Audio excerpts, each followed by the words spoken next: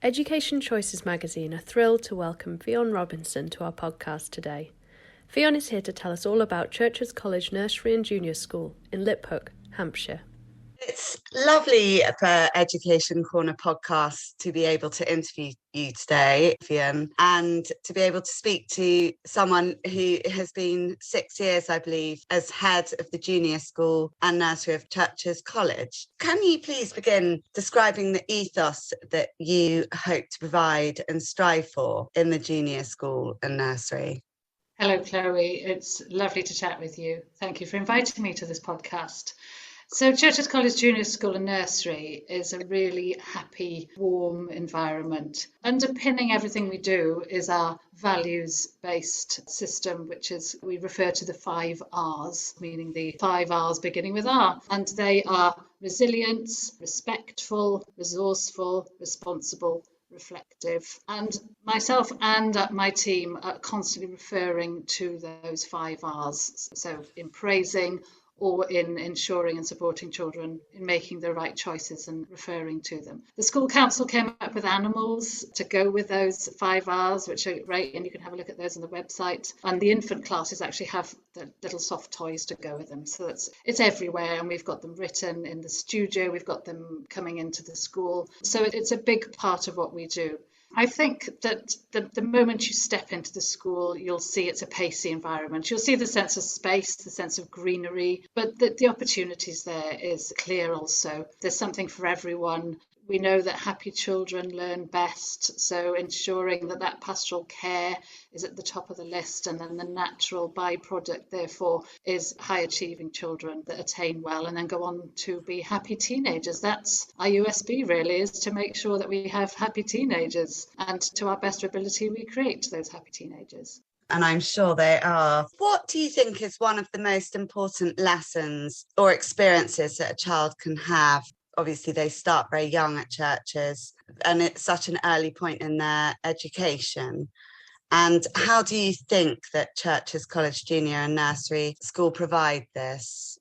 Well, it's most definitely to do with independence. In the nursery, yes, it's young and there's a high dependency, isn't there, for a 3-year-old. They're not able to do much for themselves. But I will argue that actually children can be trained to be independent from an early age. So, for example, at Churches College Nursery, Annabelle Knowles, the head of nursery there, is fantastic at fostering that independence from an early age. So, for example, she'll teach them how to put their coat on their own, and their coat may be inside out. She'll teach them how to unfurl the sleeves. And she's got this great little way that they put the coat upside down on the floor and they pop their hands in and then it flips over their head and suddenly they've got their coat on. And there's just eureka moments that children can do that from an early age. And then bit by bit, reception again, we foster independence, asking children to come in on their own and pack their bags.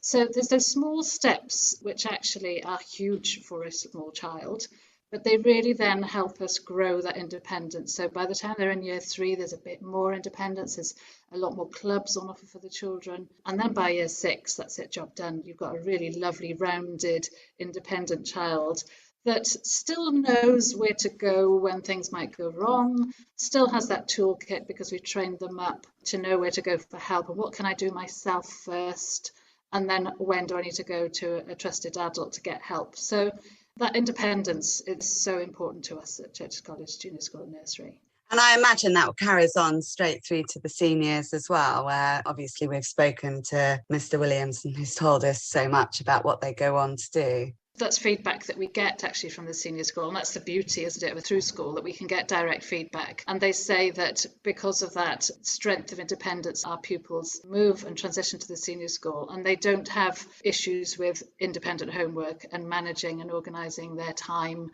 and their workload. They have those skills in place from the get-go. So there's a really quick hit the ground running when they arrive at the senior school, which I think is great. Obviously, your location, you're just off the South Downs in Liphook, Hampshire, and you've got a lot of access to the outdoors and nature. How does this add to the children that go to the nursery and junior schools experience?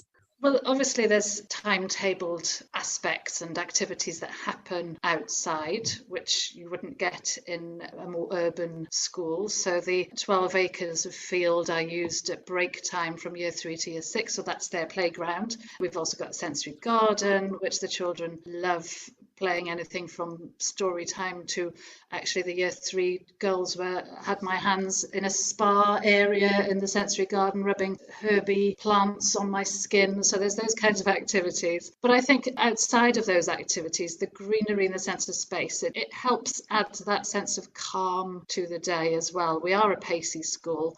We know that the children are incredibly busy and work hard. And so that sense of space and sense of freedom, I think, is really useful and important to children in primary schools. They get that sense of space to roam with some freedom, with supervision, of course, but we're not monitoring every single moment of their break times. So we do give them that sense of you can run off around the field and hide.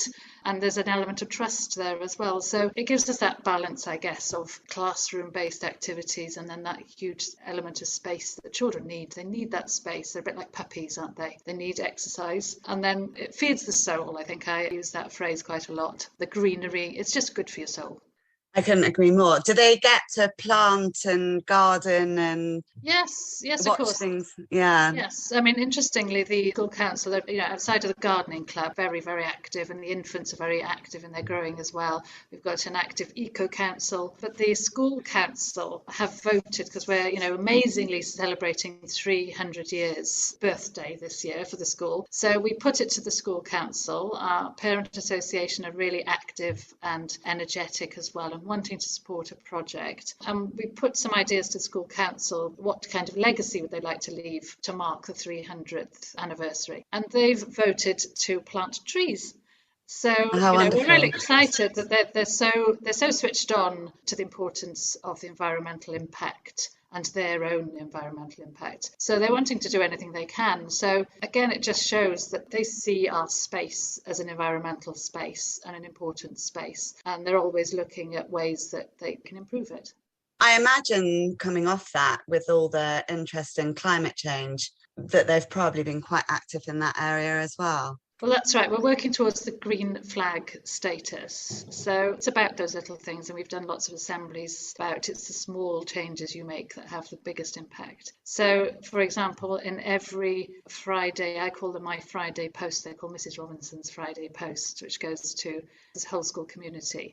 And the Eco Council have been putting in there, make that one little swap, a little note from them every week comes in from the Eco Council. So from your laundry egg to biodegradable or non-plastic tea bags. They're coming up with those top tips for us, as well as sharing top stories and assemblies, and they've got their own Eco Council board. So it's a huge part of the school, and it's not just the Eco Council, that's just permeates throughout the school. Everybody has got something to say about the environmental impact. Obviously, you've already mentioned your Eco Council and your gardening club, but what other extracurricular activities and clubs? And do you have a personal favourite? This is probably the most tricky question, actually, Chloe. You're going to get in trouble, whatever you say. It actually depends on your mood, doesn't it? It depends what you want. We've got such a long list of extracurricular activities, and I guess it's a big attraction for our parents and probably our working parents as well. So we run clubs from 3:40 to 4:30 every day. Some clubs happen at lunchtime, although the majority after school. And so there's something for everybody, really. So from your traditional sporting clubs, so whatever the sporting season is, we have clubs for that. So hockey, rugby, netball, football. We've also got lots of clubs from outside providers. So we've got a run club, we've got an orienteering club, we've got yoga, we've got gym club. We've got then something for the more thoughtful, curious. So we've got a Curiosity Club, Lego Club. We have dance clubs. And that's probably my secret kind of favourite. Perhaps it's something that I never had the opportunity to do as a child. That's often what it is, isn't it? I love nipping into the tap club. dance class at lunchtime, and it's, my guilty pleasure when I'm having a rough day to just peek around the curtains to go and do a little shuffle myself behind the curtains. But I guess, the headline is there's something for everybody, and we keep asking the children. Actually, we survey the children, and that's one of our strengths as well. We're not averse to feedback, and I think that in some schools no one likes critical feedback, but actually we find it quite useful and quite helpful, and I don't take it personally, and I'm able to act on it or park it or dismiss it. So we do ask the children for their feedback on clubs. We look at engagement with clubs, and if we think actually that hasn't got much interest in it, then we'll ditch it and ask them what else would you like instead. So a recent example would be gym club. That we had a contingent of girls who were really interested in gym club, and so we managed to source an external provider to come in and do a gym club. Chess club was another example of that. So it's adapting to the children's needs as well. Absolutely. And I imagine sometimes children come to you and have an idea, and it can, there's fads and phases, aren't there?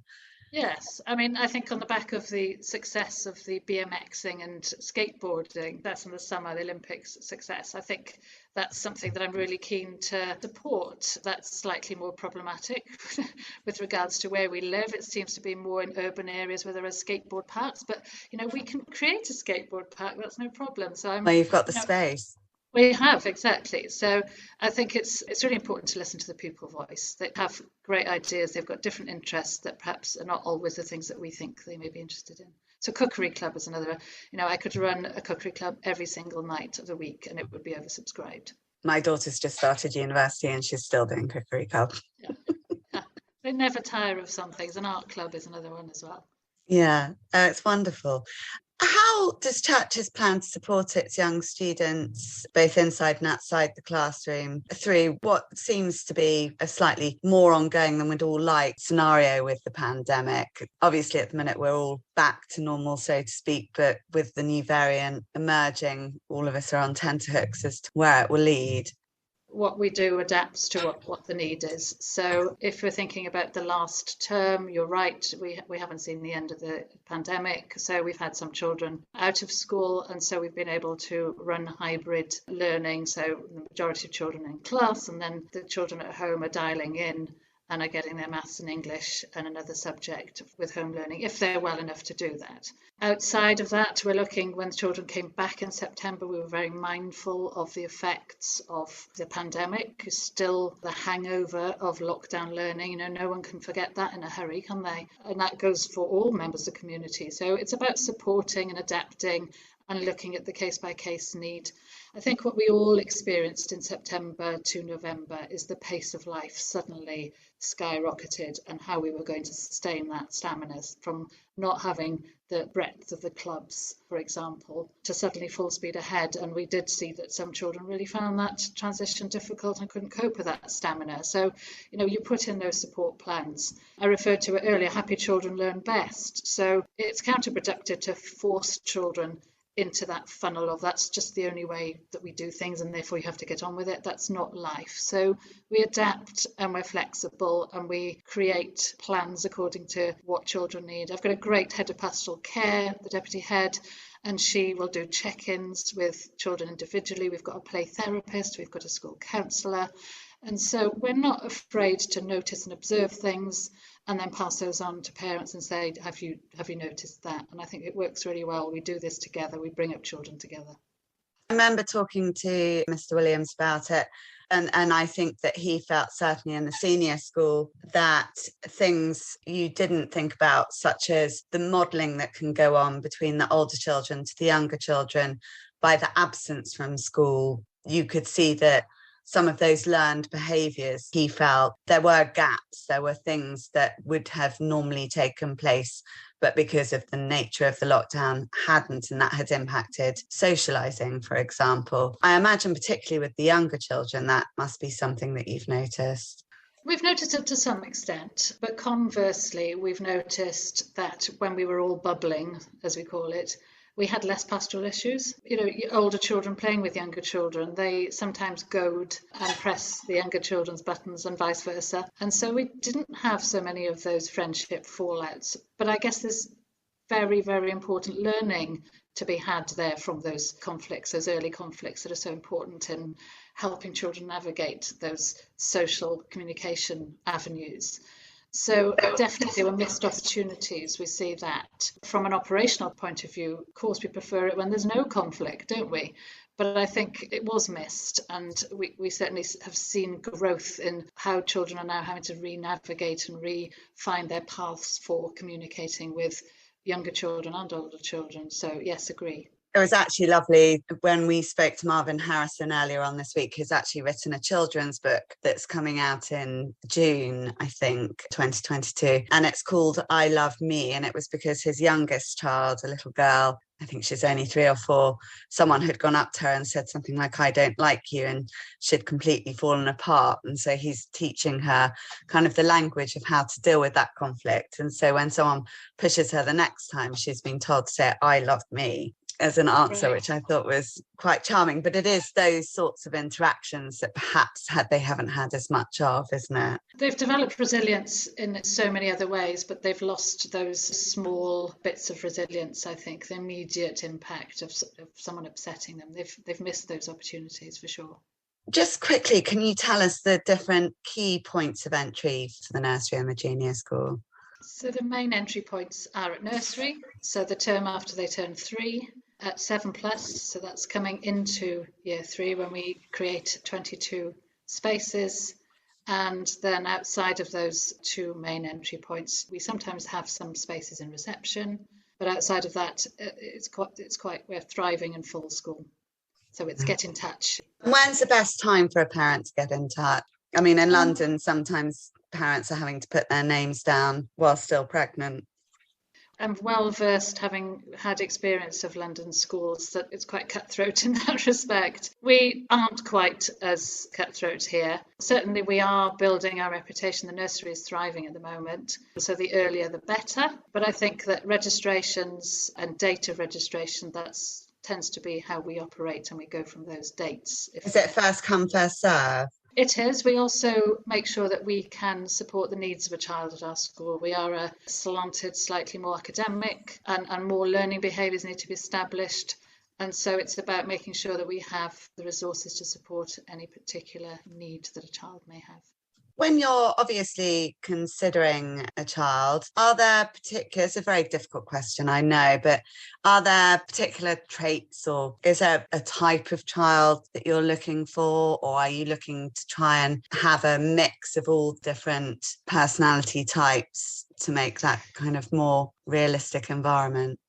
Well, it's a combination, isn't it? We know that the dynamics of a class is what helps the learning environment. So in year 3, the children are assessed to gain entry into the school, but they have a commonality, which is a can-do approach. They can brush themselves down, they don't give up, they can approach something from a different angle. We do look for established learning behaviours by that point, so good grounding in maths and English. But we know that introverts and extroverts are needed in life. We'll come across all kinds of children and people, and that's what makes up the dynamics of a class. So we do look at class dynamics for certain, because we know that helps the learning environment. So established learning behaviours with a can-do curiosity for learning. Yeah, it's something that I spend a lot of time. I have parents come to me and they're like, oh, such and such is shy. Or I had a parent the other day saying, but, you know, my son likes ballet and ice skating. And, you know, they worry, but I think that it is the right child for the right school. And I do explain to them that no school just wants, well, I remember one school that I worked in, we had an intake, a year group, where they were all alpha, and it was miserable for everyone. Yeah, and that can happen. And sometimes that happens by default. I don't think anybody would set out to create a class like that. You want variety because you want a mirror of what potentially would be in a workplace. You don't get one kind of person. You want a mix of people. So I agree. But it's horses for courses. What might work in Churches College, junior school, nursery might not work for a child in a different setting. So it's got to be the right supportive environment to thrive. It's the headline. The child needs to thrive and be happy. Absolutely. What do you think makes churches stand out against other junior and nursery schools? A tricky question.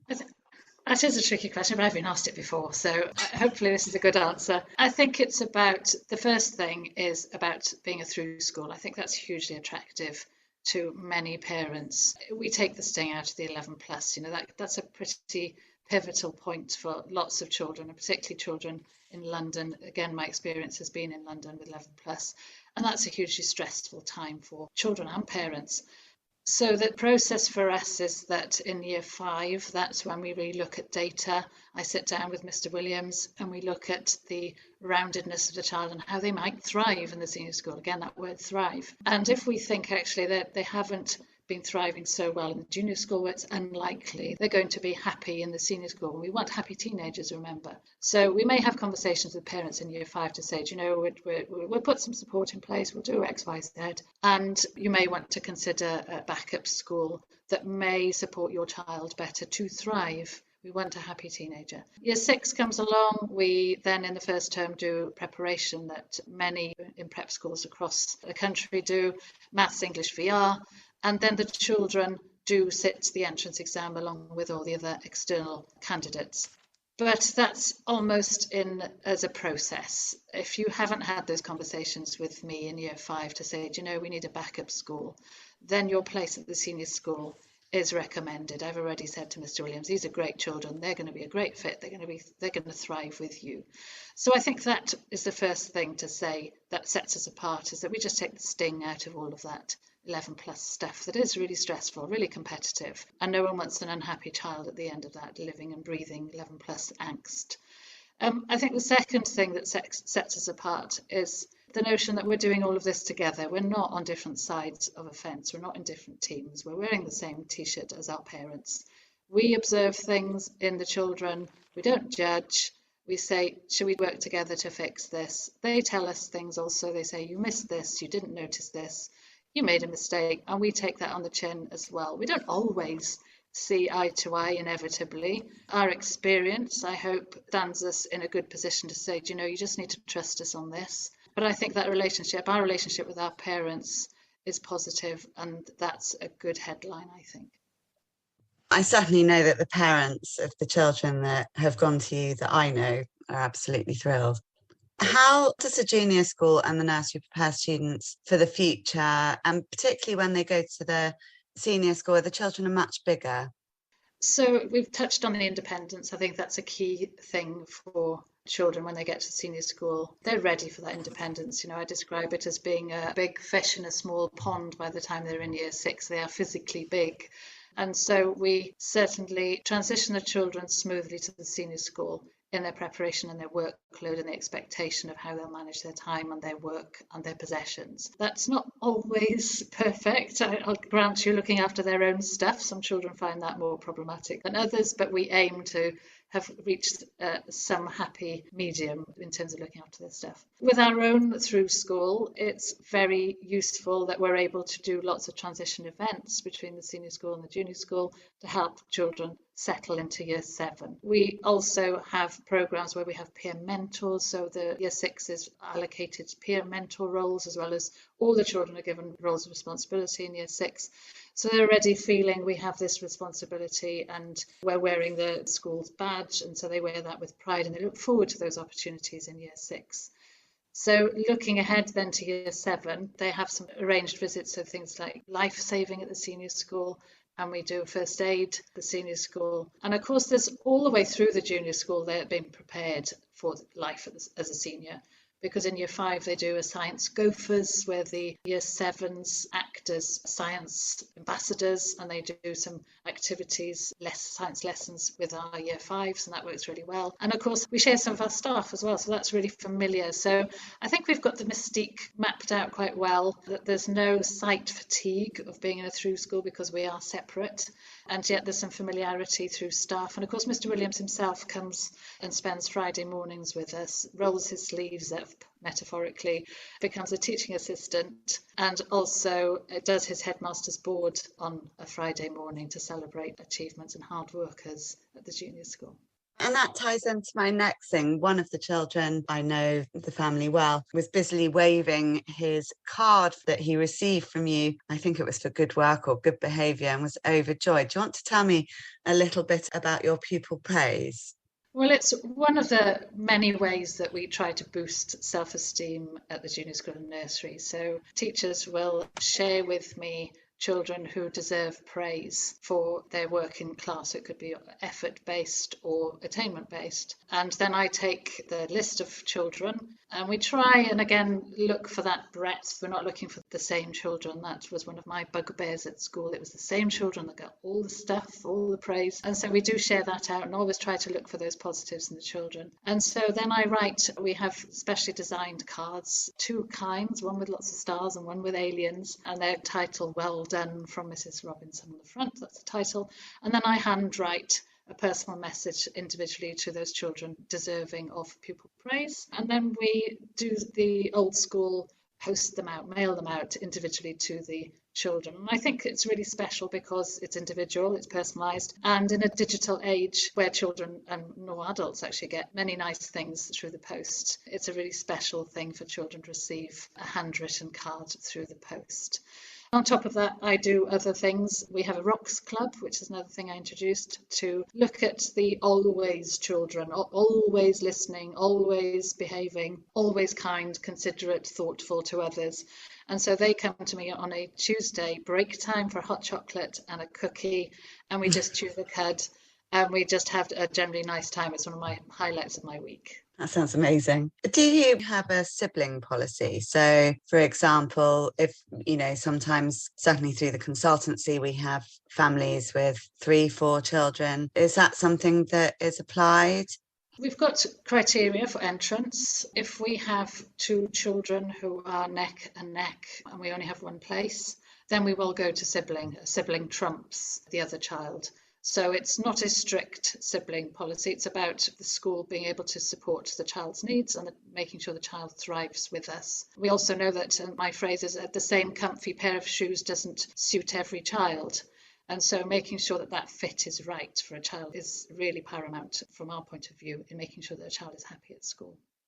You've discussed the fact that the children do go between the senior school and the junior school. As a magazine, we have key interest in inclusion and diversity, something that's being talked about more and more every day now.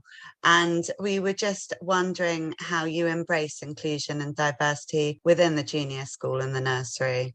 Well, it's a growth area, isn't it? It's on everyone's agenda. What are we doing about it? So we have a focus group working on our policies. We've put it to the school council to consider as well. We were very keen to not make this about tokenism. It's very easy to just say, we're going to do Black History Month and have a few diversity inclusion books in the library. So we wanted it to underpin everything we did. It was just part of the English curriculum, or it just happened to be, it is part of the history curriculum. So we're working towards reaching that point. I think a school in leafy Hampshire has to work harder because of our demographic. But it's about acceptance. It's not about tolerance, in our opinion. It's just about accepting this is the world. And it's about what makes somebody happy. If that's making someone unhappy, then don't do it. And that's the inclusion. We had a staff meeting recently about it. So it's a growth area. And I challenge any school to say they're the finished product on diversity and inclusion. And I think all of us are becoming more and more aware of the language that we use and things that we've accepted or said or grown up with that now rightly are being questioned and challenged. And it's that open mindset, isn't it? Absolutely. I mean, it goes to a school's core, doesn't it? You look at its history and you look at the everyday uniform. It touches on every aspect of our life, from language in the staff room to language in class. So we are reviewing all of that. And that will take some time, I think, because of that unconscious bias that we all have developed over the years. Your junior school motto, is the 5 R's your motto, or do you have your own motto, or do you use the same motto as churches, college, seniors?